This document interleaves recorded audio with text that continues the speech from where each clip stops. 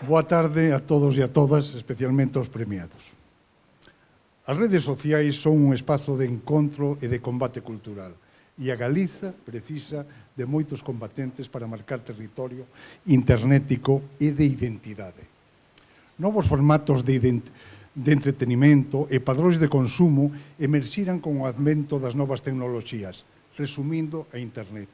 O youtuber, o influenciador digital son fulcrais sabendo que non é posible a existencia de espazos nacionais de normalidade sen a existencia de influenciadores digitais. Plataformas como YouTube e outra ten tido un papel fundamental nos movimentos sociais e nas transformacións da sociedade como un todo. Nele, vos conseguides, con a ferramenta que usades, criar un espazo de representatividade, de discusión de ideas, de nicho de consumo e de mercado. As nazóns e os seus son espazos de mercado.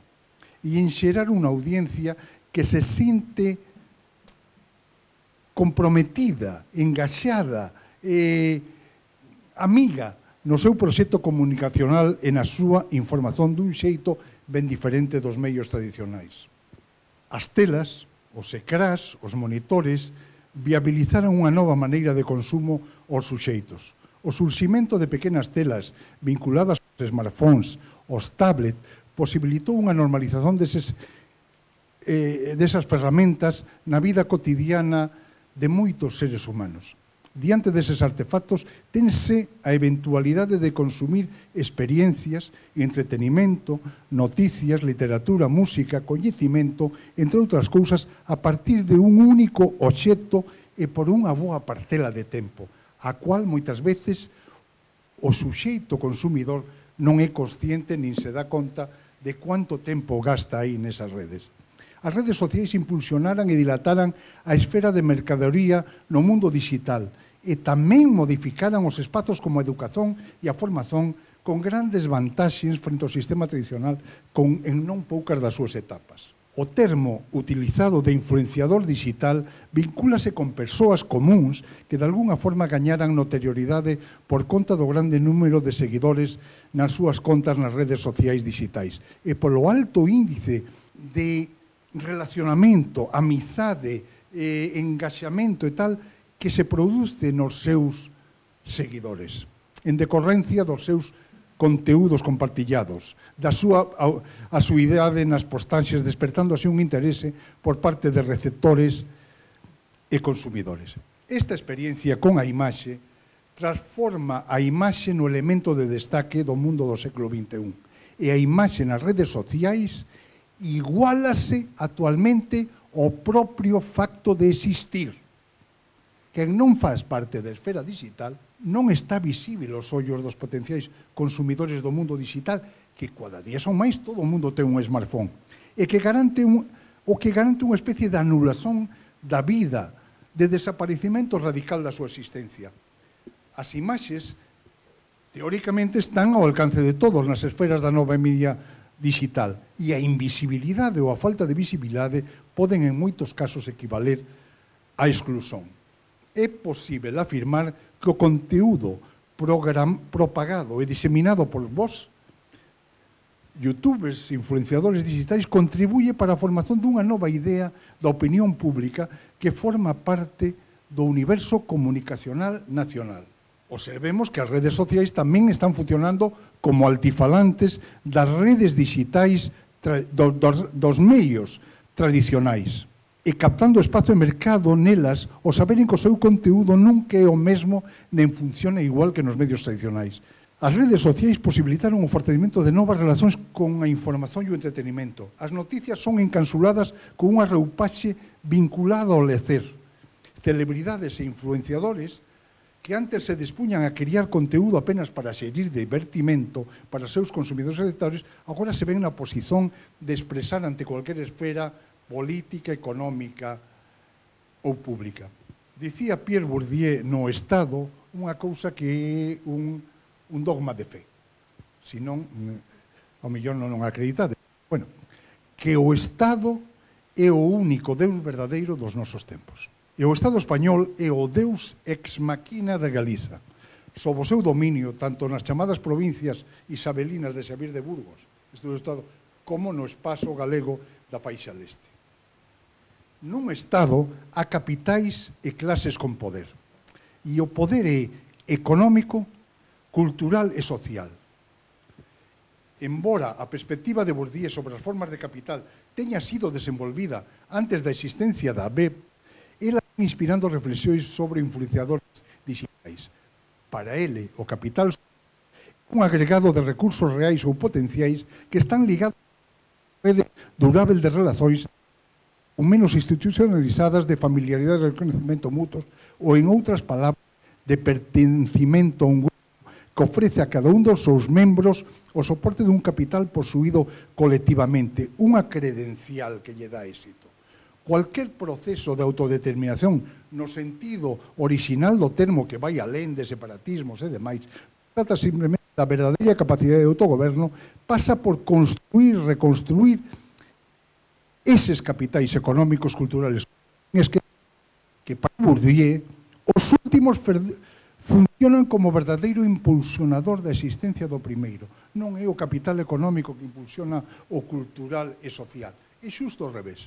O problema da situación é a loita no cuadro de combate e nacionalización do espazo de normalidade da lingua. No espazo nacional galego-portugués, o portugués da Galiza, que é un espazo fortemente atacado, non de forma que te digan que te ataca, mas a potencia colonizadora leva moitos anos atacando esa situación. A Galiza leva 800 anos sometida a unha constante presión castellana para trabar todo o que for relacionamento con Portugal e cualquier intimidade con o Estado construído pola Galiza bracarense. Para a fortuna nosa temos Portugal e temos 250 millóns de falantes de outras variedades do galego. Sodes conscientes que como españois tedes acceso a todas as variedades de español polo mundo. Senón non entenderías a un porteño ou un de Cádiz ou un tal. En cambio, non tedes acceso ás galegas. E sobre o relacionamento de Portugal vamos a contar unha anedota. Xorxe Sampaio foi presidente de Portugal durante 8 anos. En esa época estaba Fraga na Galiza e fez unha viaxe a Compostela. E ali un grupo da GAL, reunímonos, saludámoslo, tal, e levamos unha faixa que puña Galicia e Portugal teñen a mesma lingua. Xorxe Sampaio quedou emocionado, veu a vernos, pediu información sobre iso, foi enviada tal cual, mas pasaban os anos e non había posibilidade de entenderse con el. E entón había un acto en Coimbra que participaba el pouco despois de haber sido operado do corazón. E en isto falou unha parte, dice: oye, é que non sabedes a de problemas que temos en Portugal con España polo relacionamento coa Galiza. Isto é unha cousa terrorífica. Cando a Academia Galega da Lingua Portuguesa iba a entrar na CPLP, o Ministerio de Asuntos Exteriores español chamou o Ministerio de Asuntos Exteriores portugués: oye, que isto non pode ser, que isto é unha putada, que tal e cual. Cando os ferrocarriles alemanes a UBAN solicitou agora nos ferrocarrís transfronteirizos a liña férrea de Coruña a Lisboa, o goberno español se opón, ainda que a Ogoin xa está pola parte catalana ligando con Madrid, etc., porque di que o espazo que vai de Vigo á fronteira non cumple os requisitos técnicos para autorizalo. Se trata simplemente de prohibir a comunicación. En o relacionamento con Castela, o proceso pior foi a chamada Guerra de Doma e Castrazón, longa campaña terrorista. Eu non souben nada disto na escola, vos tampouco. Sabedes como me enterei eu? Nos anos 90, nunha viaxe tal, que había, coincidín en Sevilla, unha cidade bastante linda e moi interesante, chea de apelidos galegos. E ali hai unha cousa que se chama Parque de María Luisa. É un parque que está cerca do Guadalquivir, moi bonito. E está ali recollidos, cerámicas e tal, con cenas que se chaman as grandes epopeyas do exército español. E puxenme a mirar, batalla de non sei que, batalla de non sei que, batalla de tal, e logo chego a unha e digo, 1482. A cidade de Ourense sometida polo exército español, non lle chaman castellano, após grande resistencia de 11 meses. xa fora atacada en unha situación anterior e aguantara. Pero desta vez sometémolas. Logo veu a de Ponferrada e tal. E dixen, oi, como eu que son da Galiza, nunca ouvira falar nunca de que unha cidade galega fose sometida. Iso é o que se chama o control do relato. E España controla o relato.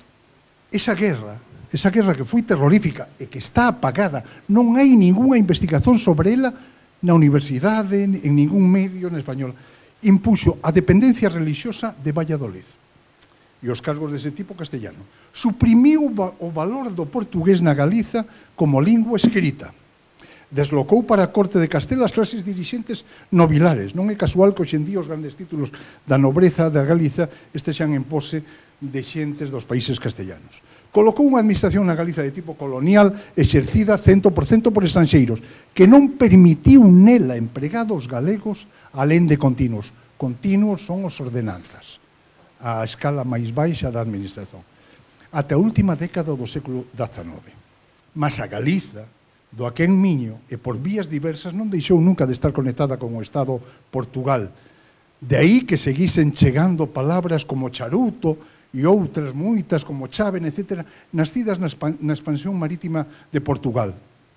E o pobo, a vida tradicional, que non son só os labregos e mariñeiros, senón que abranguía todas as clases que estaban envolvidas de alguma maneira nese modo de vida, criou o seu propio mundo que desenvolvía de costas o Estado na súa única lingua e na que existía unha enorme presión social a prol do seu uso. Era imposible viver nese espazo sin usar a lingua do país. En meados do século XIX, renasce para a literatura socialmente estigmatizada unha lingua socialmente estigmatizada, funcionalmente minorizada, banida das institucións oficiais e hostilizada polo Estado, popular e realmente falada. A lingua galega comezará a ser posta ao servizo dun movimento cultural e político que irá perfilando unha vocación que, entre aspas, e con moita cautela, poderíamos chamar nacional. Desde inicios do século XX, contra tudo e a pesar de tudo, sectores da comunidade lingüística galega trascendirán normas inmemoriais, abrirán brechas en altos muros e sondarán novos camiños, pasando a facer en servir a súa lingua como instrumento de discurso político, público e de acción política. Como previsível, o recurso ao modelo castellano foi inevitável. O ágrafo galego pasou a escribirse conforme a feición gráfica da lingua oficial, a única lingua verdadeira, tal como ortografada desde finais do século XVIII. Se colledes unha edición original do Quixote, veredes que non se parece nada ao castellano. Este modelo tiña no mínimo dúas vantaxes invencíveis. Era técnicamente prestadio e era o único coñecido, o único aliás que podía coñecerse. De maneira que non había necesidade de irmos procurar ayudes o que xa tiñamos aquí, nin de inventar o que xa estaba inventado. A crestas, en orden a perceber as intencións do programa lingüístico dos primeiros promotores da lingua regional, que entre estes de ningún modo se encontraba de concorrer con a lingua nacional, cuxa hexemonía estaba fora de causa. Co relato visual da minorización lingüística, a ortografía perfillada servía aínda para ratificar que as notabilidades escreventes do galego eran e querían ser un subconxunto regional do conxunto español. Houve, sin, desde cedo, quen propuxese adoptar a ortografía portuguesa, mas iso era moita traballeira que non proporcionaba a escola. Sexa como for, haberá que completar a panorámica ortográfica recordando que en paralelo á medranza da influencia social e política do movimento nacional galego, a questón da ortografía tornará a ser obxecto de debate nas tres primeiras décadas do século pasado. E os jóvenes inquietos anunciaran novos rumbos, que a desfeita do 36 develou e a alongada represión consecuente deceparan con feroz eficacia. Desde fins do século XIX se implantara como nome culto da lingua o de galego-portugués. Ese é o único que os usa, indicando que a lingua era unha a norte e a sur do Miño. Ricardo Carballo Calero, como todos os galeguistas que procedían desa formación, nesa época inseríanse de xeito pleno nesa tradición. Ele que foi o primeiro catedrático da nosa lingua na Universidade de Compostela e que fez un pouco esforzo na súa institución universitaria, non esquezamos que non era catedrático de galego, senón catedrático de galego-portugués. Hoxe o ILEXE reescreveu esa historia, consultai a web da USC. No ano 1933, unha comisión do Congreso Europeo das Minorías Nacionais, ligado á Sociedade de Nacións, fez un informe após unha visita de examen da situación en España. Dirixía o grupo Eval Anmende, e depois de moito exame, no caso de Galiza, conversas con dirigentes do Partido Galeguista e moito máis, salientaran que encontraran unha continuidade étnica da Galicia e Portugal, así como cultural e lingüística. Ese factor facía que houvese unha forza para unha reunificación ou, en cualquier caso, para ser recoñecidos como minoría nacional e reclamaren as vantaxes plenas que posuían os que pertencían a un Estado do mesmo grupo étnico, sendo de facto o único territorio do Estado que de verdade podía colocar problemas ao Estado español, pois a minoría nacional galega encamiñábase ao esclarecimento da súa situación, inda que os esforzos de España por bloquear iso eran moitos. Isto en 1933 e logo vivo 36. Por iso se colocan obstáculos e seguen niso a todo o que é o relacionamento Galicia en Portugal, sen importar se o relacionamento pode ser percibido como algo ben inocente desligado en ningún programa político, sexa a conexión ferroviaria de alta velocidade, por iso se bloca a conexión de alta velocidade con Portugal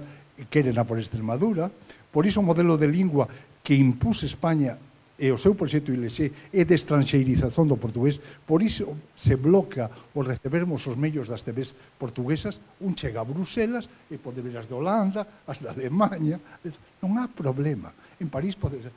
Aquí, iso é delito de lesa patria. Há que tamén que dicer unha cousa.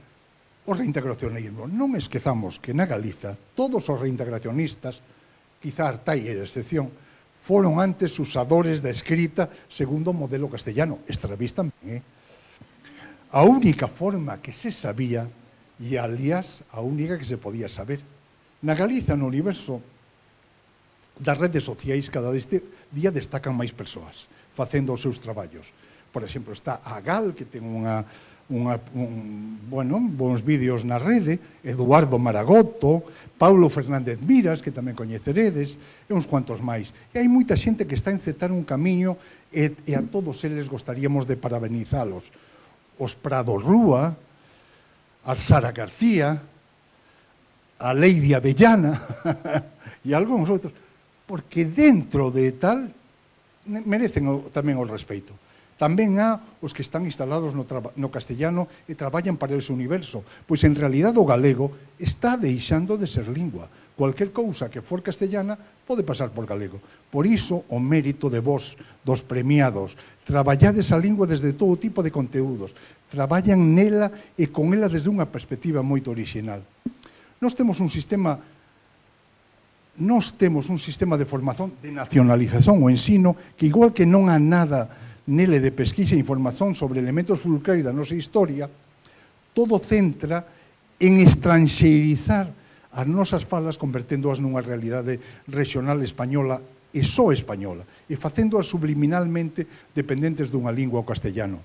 Sabíades que na Idade Media, cando o noso país tiña vida real, a un panteón real en Compostela que está oculto, pois ben, nesa altura a produción escrita na nosa lingua multiplica por 4 existente en castellano, por 4. E segundo o padre Sarmiento, iso era moito máis porque carros e carros de documentación desapareceron.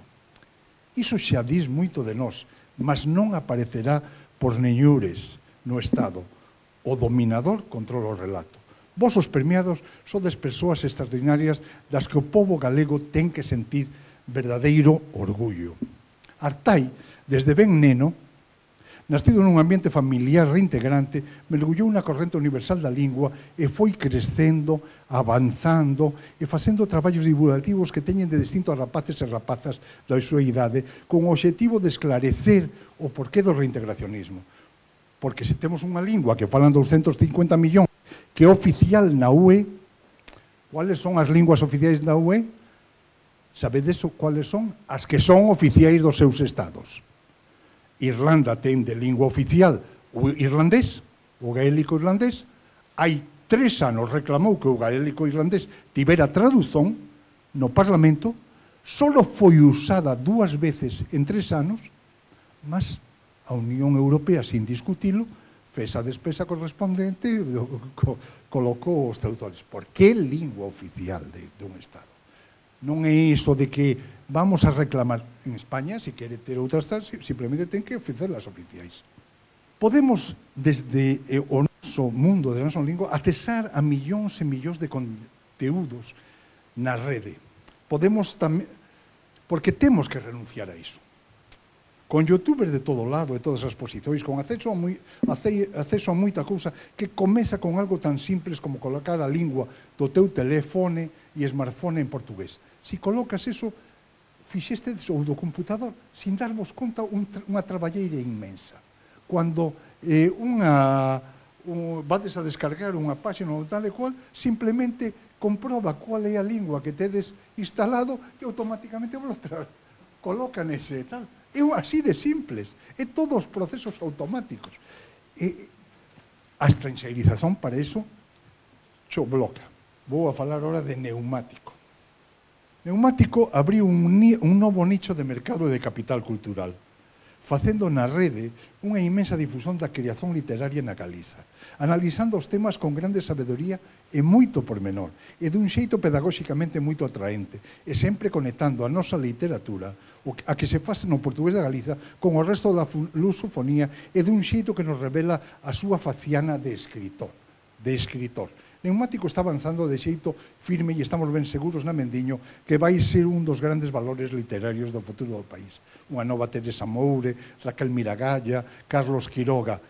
Ele, distinto, mas igual que eles, leva nas veias, en vez de sangue, xorros de palabras para a felicidade dos leitores. O Losón Mario sabe ben que unha lingua, unha imaxe vale máis que mil palabras. O material visual é interactivo por naturaleza.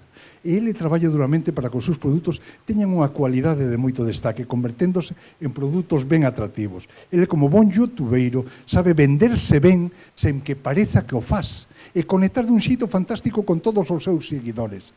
Ele é ben capaz de axudalos a facer un bon percurso e de rachar en cadeas de xeito simples e eficaz polo que son moitas as persoas que seguen os seus vídeos, amenos, dinámicos, que ensinan a vez que son divertidos e originais.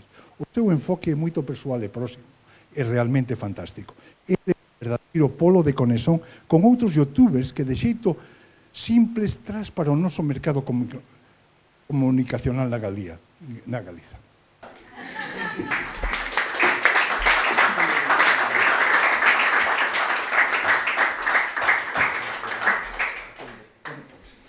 O Losón Mario.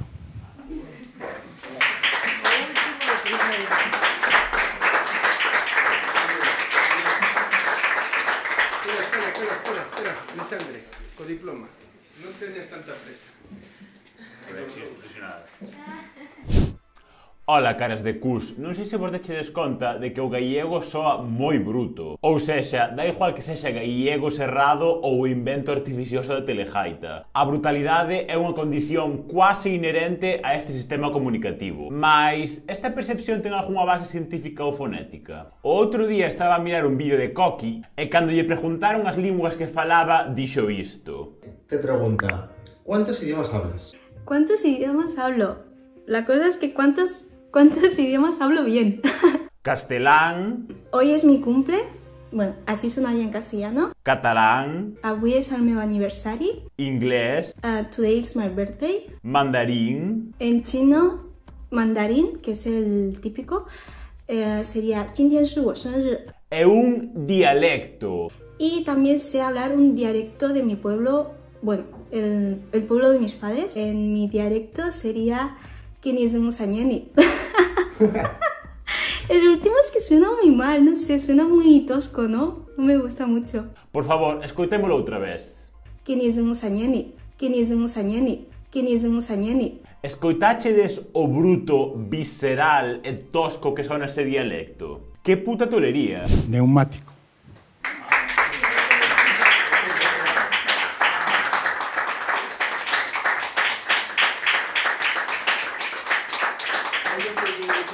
análise que vou facer de Pobo Pequenino das Fado Bicha, o tema que levaron ao Festival da Canción e a súa actuación, vai estar dividida en 3 puntos para entendelo mellor. Estes 3 puntos non son independentes, son 3 cousas que se relacionan entre sí, mas que vamos dividir para entendelo mellor. Estes 3 puntos que vamos a analizar van ser, por un lado, a historia, o antirracismo e a reivindicación queer. Comezamos. Como dixen, o primeiro dos puntos a analizar vai ser a historia. Como os Fado Bicha reivindican a memoria histórica e coñecer de onde vimos. Porque o património, se não for recriado, renovado e repensado geração após geração, não serve nada, é uma fotografia velha numa gaveta.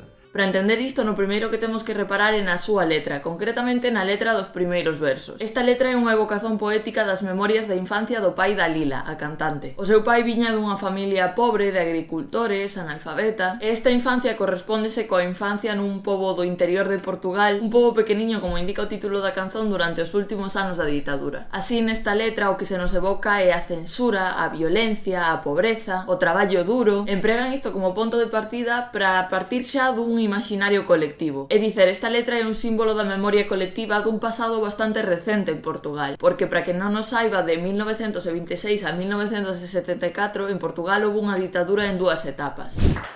Artai.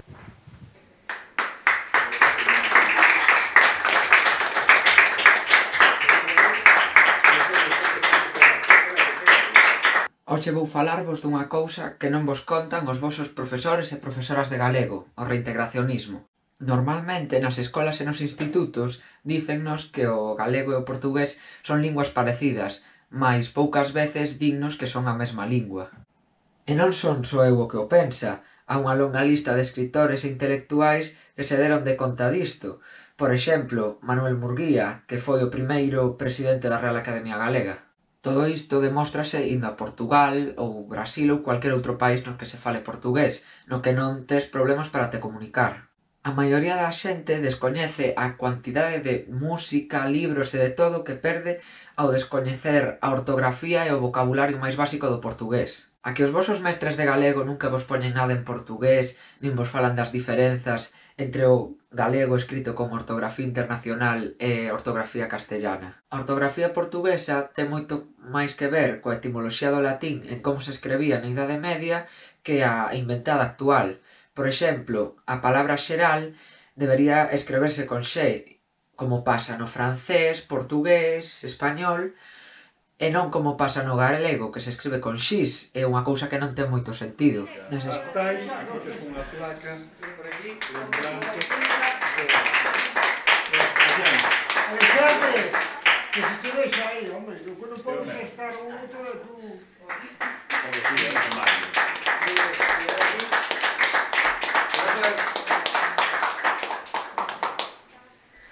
Obrigado. Por aquí. Hola. Alexandre.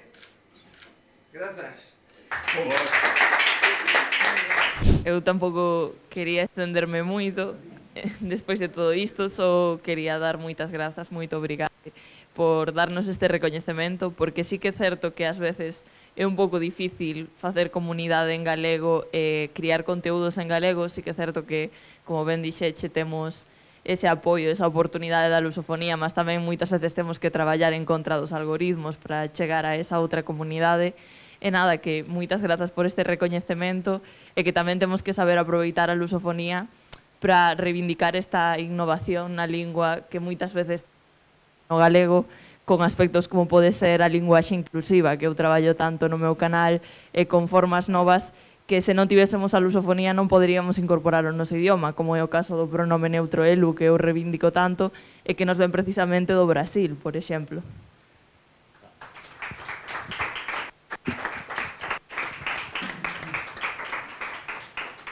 Bom, eu tamén estou moito obrigado e así polo voso convite e polo voso recoñecemento e así que, bueno, ainda que obviamente algo significa non, sexa, que non é vinculante a nada, pero agradecese moito que se recoñece o noso traballo e así. Eu penso que recoñecementos como estes dan folgos para seguir traballando desde a lingua, conectando a xente da Galicia, que a lusofonía, e que realmente co potencial e que a xente realmente que son os nosos irmáns lingüísticos e culturais, que é toda a lusofonía, o que eu trato de reivindicar dun xeito ou outro no meu traballo en YouTube, e así, xa está, creo.